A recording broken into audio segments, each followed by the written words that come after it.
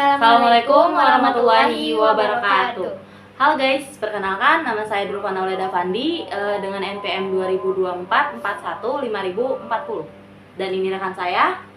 Halo, nama saya Tiadiska Melamita dengan NPM 2024-4150-101. Dan di sini kami ingin menyelesaikan mata kuliah pengantar pendidikan. Selamat menyaksikan. Dadah. Ditonton podcastnya.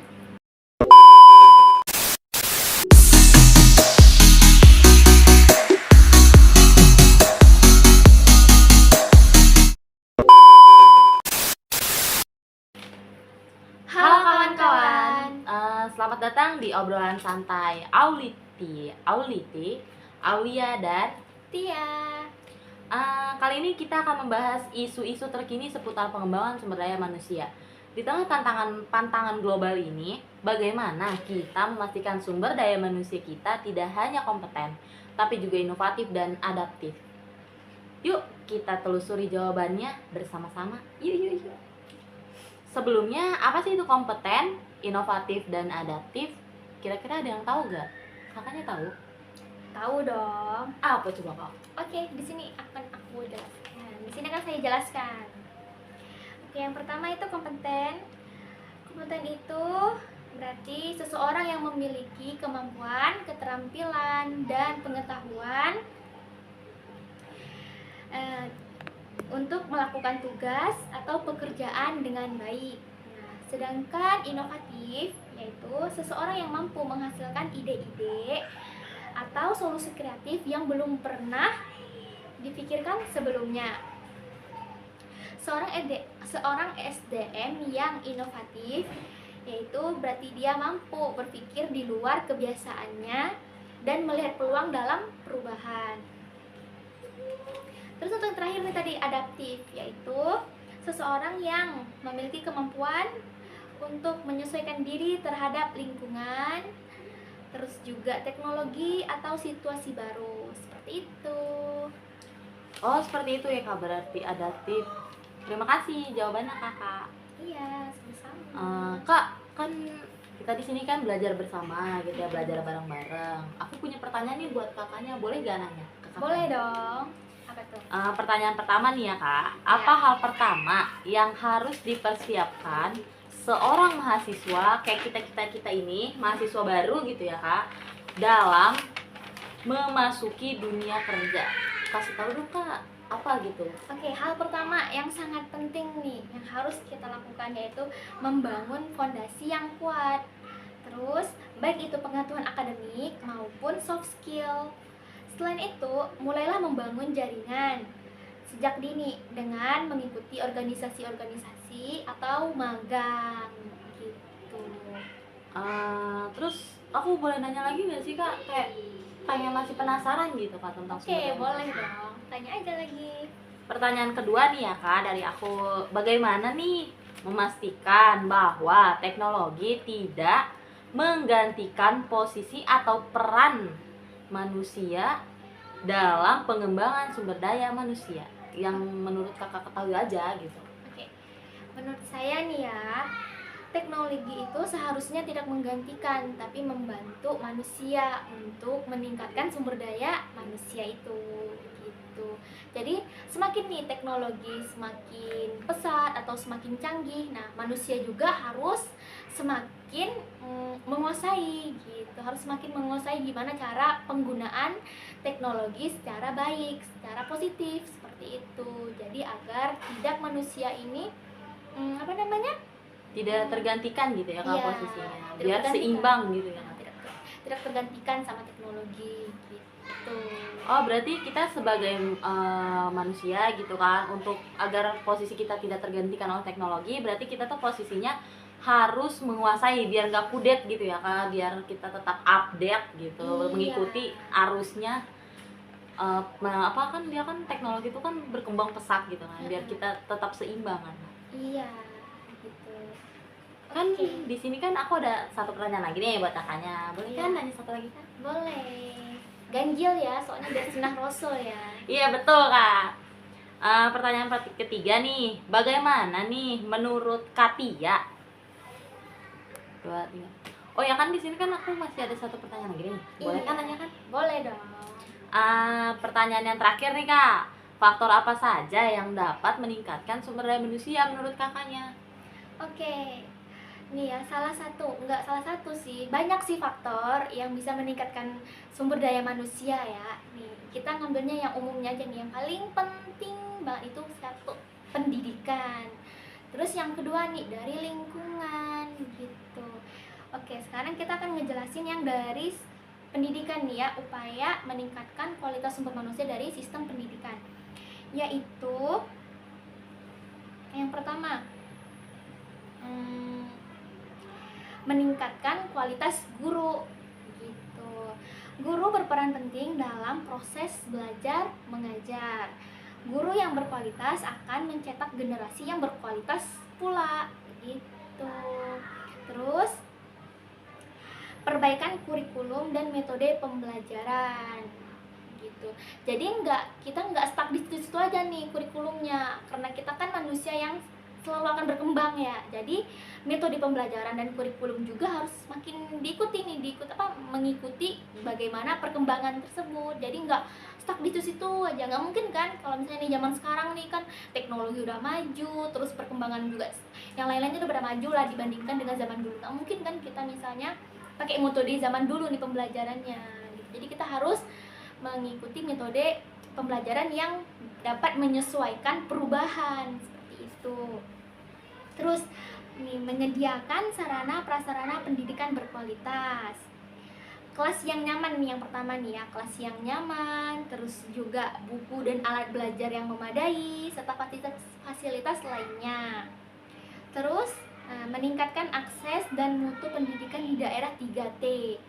Yaitu 3T itu maksudnya apa sih? 3T itu terbelakang, terus yang terdepan dan yang terluar gitu.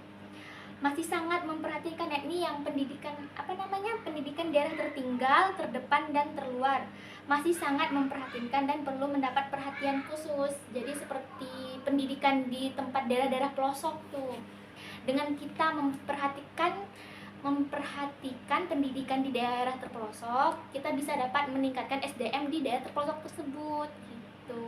Jadi kan kalau misalnya di daerah-daerah terpencil nih, kayak kualitas guru lah, kualitas sarana prasarana pembelajaran itu masih kurang banget. Jadi dengan kita memfokuskan atau meningkatkan kualitas yang di sana, insya Allah bisa lah ya meningkatkan kualitas SDM yang ada di sana juga gitu. Terus mengoptimalisasi peran orang tua dan masyarakat. Selain pendidikan di di tempat sekolah atau tempat-tempat pendidikan lainnya, peran orang tua nih paling penting nih dalam meningkatkan kualitas sumber manusia, karena di rumah itu adalah tempat pencetak pertama bagaimana manusia bisa menjadi baik atau buruk gitu. Jadi peran orang tua sangat penting gitu. Gitu Mbak Aul. Oh, seperti itu ya, Mbak. Oh, jadi paham saya sekarang. Oke, tadi kan yang pendidikan ya. Ya. Nah, sekarang yang lingkungan nih belum dijelasin yang Belum. lingkungan. Oke, yang lingkungannya itu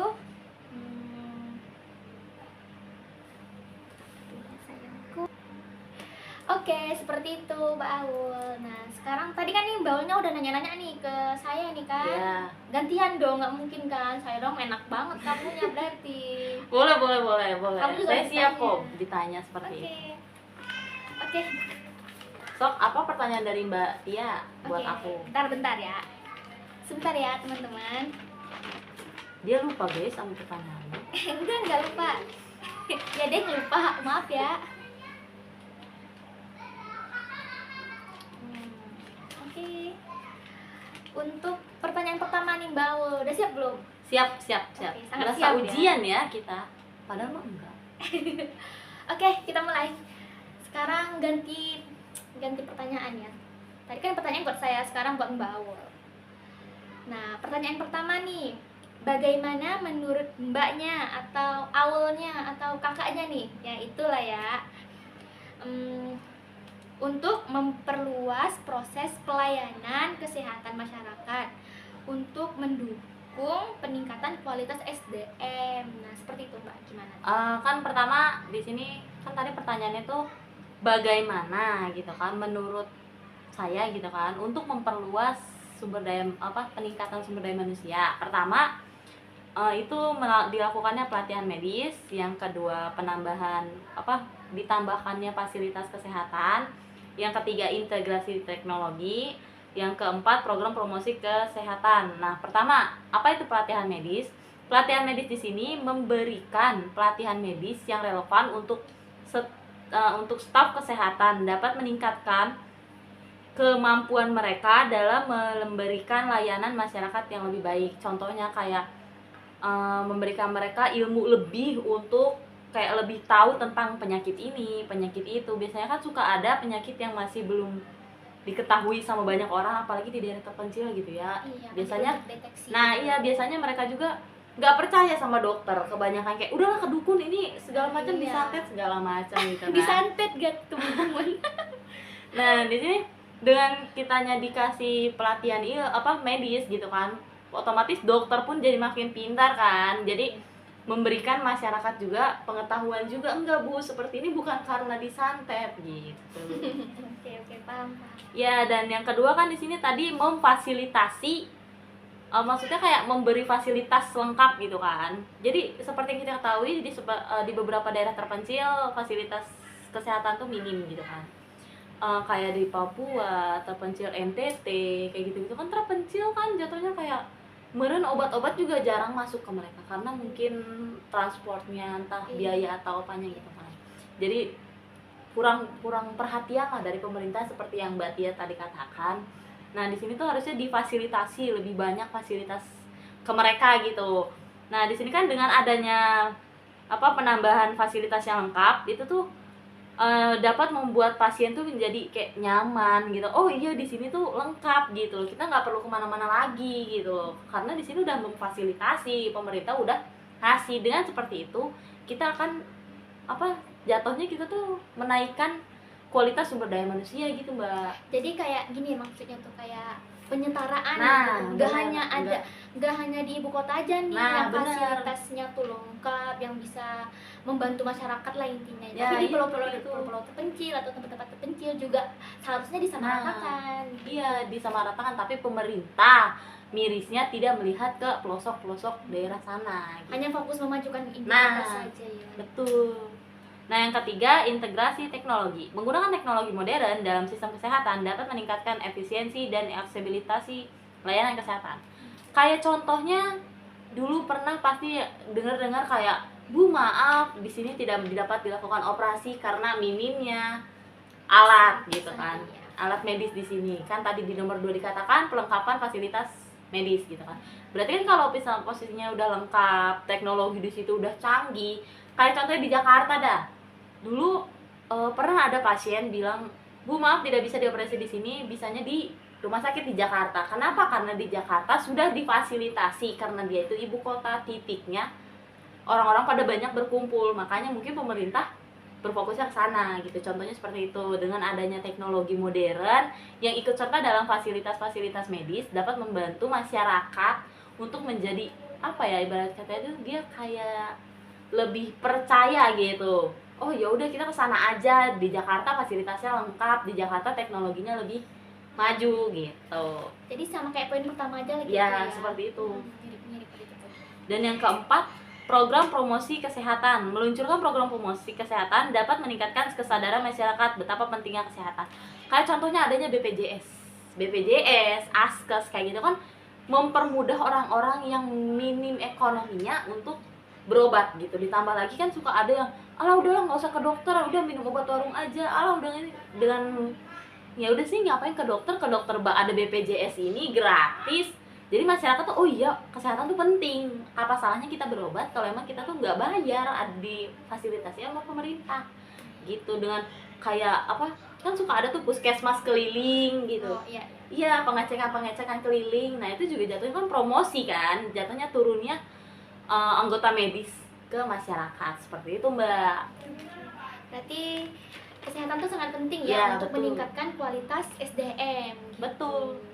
Jangan lupa. Kalau misalnya nih kita nih manusia penyakitan susah, kerjaannya pasti di kasur mulu ya. Nah, itu ditambah lagi kan sekarang teknologi makin canggih. Kalau manusia sakit-sakitan, Apa mau digantikan sama teknologi? Kan tadi Mbak Tia sudah menjelaskan, kita tidak boleh tergantikan oleh teknologi. Iya, seperti itu. Ada pertanyaan lagi nggak Kak? Ada dong. So, apa pertanyaannya? Tiga. Pertanyaannya apa Kak? Biar kita tuh mengikuti sunnah Rasul, oke? Oh, boleh sesuai Rasul itu. Boleh dong. Harus ya teman-teman ya. Silakan Kak. Nih, pertanyaan yang terakhir. Mana ya pertanyaannya? Ini baru pertanyaan kedua. Oh iya ya. Tadi kedua, sekarang ketiga enggak? Enggak, sekarang yang kedua. Oh, kedua. Iya. Iya. Sekarang yang kedua tuh. Tadi kan baru satu. Oke. Pertanyaan yang kedua yaitu bagaimana cara mengembangkan kurikulum yang relevan dengan kebutuhan industri. Gimana tuh, Mbak? Nih, tadi kan Kak Tia tuh menjelaskan tentang pentingnya pendidikan gitu kan untuk menaikkan kurikulum kita gitu kan. Kurikulum dijadiin pokoknya lebih baik lah dari zaman-zaman sebelumnya kan. Kakak menjelaskan seperti itu. Nah, mengadaptasi kurikulum dengan perubahan industri. Jadi kan sekarang industri itu rata-rata makin neko-neko ya. PT-PT makin aneh-aneh, harus berumur sekian, harus bisa ini, bisa itu, kan makin aneh-aneh kan. Harus punya elemen tanah Nah. gitu ya. Elemen api, elemen air. Mohon maaf, itu Avatar Kak. iya. Iya, Avatar.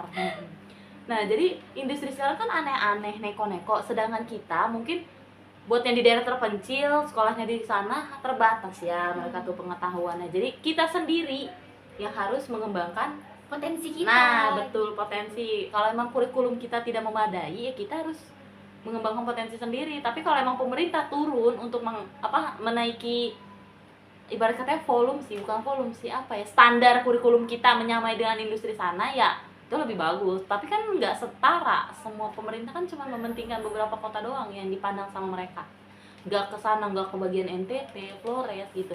Terus juga pembelajaran guru-guru itu kan penting ya, apalagi kan kita tahu, kita bisa baca, kita bisa menghitung kan dari guru. Kalau misalkan gurunya sudah apa ya namanya, bukan ini sih, dia tuh guru-guru tuh meningkatkan kurang informasi. Nah ya, kalau misalkan potensi gurunya lebih memadai, otomatis guru-guru pun akan menjelaskan ke muridnya pun lebih detail dan lebih lengkap gitu, lebih mudah untuk dipahami gitu loh. Biar kita tuh ke depannya untuk kerja di bidang industri, kita memahami apa mau dari bidang industri tersebut. Seperti itu Kak. Apa ada pertanyaan lagi Kak? Ada dong, tadi kan 3 kita bilang. Kurang satu lagi berarti Kak. Iya. Coba apa pertanyaannya? Aku mau jawab nih. Ini semangat banget ya guys. Ya guys, kita harus semangat ya. Sangat semangat sekali ya Bunda Awe. Enggak dong, Mbak aja udah tua banget ini. Oke, pertanyaan terakhir teman-teman. Oke. Apa sih peran teknologi dalam meningkatkan akses pendidikan di daerah terpencil? Nah, kan tadi teknologi kan di daerah terpencil ya. Iya. Sebenarnya tuh teknologi di daerah terpencil tuh penting banget. Kenapa? Karena ilmu ada di sana juga. Dari kita tahu dunia luar pun dari YouTube, Google, kita nggak perlu keluar negeri buat tahu tentang Gimana sih misalnya iya. Korea nih, misalnya ke Korea gimana di Iya, sana tuh, dimana- gimana budayanya Nah, gitu ya. kita nggak perlu lihat ke Korea lah segala macam, buang-buang duit. Kita bisa lihat di Google, di YouTube. Cuman kan di daerah terpencil minimnya HP, minimnya sinyal, fasilitas di sana tuh minim kalau menurut saya gitu. Jangankan teknologi deh, fasilitas buku-buku pun di sana minim, perpustakaan pun minim di sana. Sekalinya ada, itu pun pemerintah paling beberapa peta kecil. Jadi pemerintah tuh masih prihatin, saya tuh masih prihatin sama daerah terpencil bagian sana gitu, seperti Papua, Flores. Coba kalau misalnya kita ke sana, kita nggak bakal melihat banyak tempat untuk belajar karena pemerintah tuh kurang perhatian ke sana. Coba aja kalian ke sana, pasti minim ya seperti itu. Nah, di sini saya juga akan menjelaskan teknologi telah menjadi solusi inovatif dalam mengatasi kesenjangan pendidikan di daerah terpencil melalui pembelajaran jarak jauh, interaksi edukatif virtual, pembelajaran adaptif, dan personalisasi akses sumber belajar luas. Teknologi membuka pintu bagi peluang pendidikan yang lebih merata dan inklusif bagi semua lapisan masyarakat, dapat merubah pemandangan pendidikan di daerah terpencil menuju masa depan yang lebih cerah. Nah, di sini kan tadi tulisannya kita dapat belajar secara luas gitu kan. Berarti kita bisa memahami dunia luar dengan dengan teknologi. mudah gitu Iya. ya, dengan mudah karena adanya teknologi. Betul gitu. Jadi ya sebenarnya penting, cuman ya itu minimnya kurangnya perhatian pemerintah terhadap masyarakat kecil yang ada di sana gitu. Nah, jadi kayak misalnya nih suatu negara nih ingin ingin meningkatkan sumber kualitas manusianya, seharusnya pemerintahnya lebih lebih perhatian Betul. sama wilayah-wilayah yang terpencil, yang Iya, minim betul. literasi, yang Betul. minim pengetahuan, yang minim minim teknologi lah ya. Di sana ada teknologi, cuma mungkin nggak inilah ya, Mbak, Nggak merata. nggak sampai ke sana gitu. Nah, betul. Biasanya tuh pemerintah lebih memerhatikan ibu kota, terus kayak Jabodetabek, Jakarta, Bogor, Depok, Tangerang, Bekasi. Dan itu tuh aja nih dia. Kalau enggak sekarang kan Indonesia udah pindah ya ibu kotanya kan ke IKN kan. Iya. Nah, berarti nanti kita lihat aja 5 tahun sampai 10 tahun ke depan apakah pemerintah akan berfokus pada IKN saja? Kan kita tidak tahu ya ke depannya seperti apa. Iya, semoga doain aja yang baik-baik. Iya, ya. semoga aja di memudahkan. presiden yang sekarang. Kan kemarin baru aja pelantikan kan presidennya. Iya. Prabowo sama siapa anaknya si Prabowo itu tuh? Pak Jokowi siapa? Bapak Gibran. Oh, Bapak Gibran. Aduh, lupa aja. Tidak boleh, Bunda. Tidak boleh ya, tidak boleh. Kita tidak boleh berkata kasar. Iya. Mungkin cukup sekian obrolan santai kita hari ini. Kurang lebihnya mohon maaf bila ada salah kata atau salah. Perilaku, Nah, betul. ucapan, nah semuanya lah pokoknya. Kalau misalnya ada yang pengen mengkritik atau memberi saran, boleh nih tulis di kolom komentar gitu. Oh iya, jangan lupa subscribe ya guys ya. Iya. Oke, mungkin cukup sekian. Bye-bye. Bye-bye. Sampai jumpa di channel berikutnya. Emang channel berikutnya, Mbak? Sampai jumpa di surga. Masya Allah, tabarakallah. Iya, kalau masuk surga ya. Oke, wabillahi taufiq wal hidayah. Wassalamualaikum Wassalamualaikum warahmatullahi wabarakatuh. Dadah.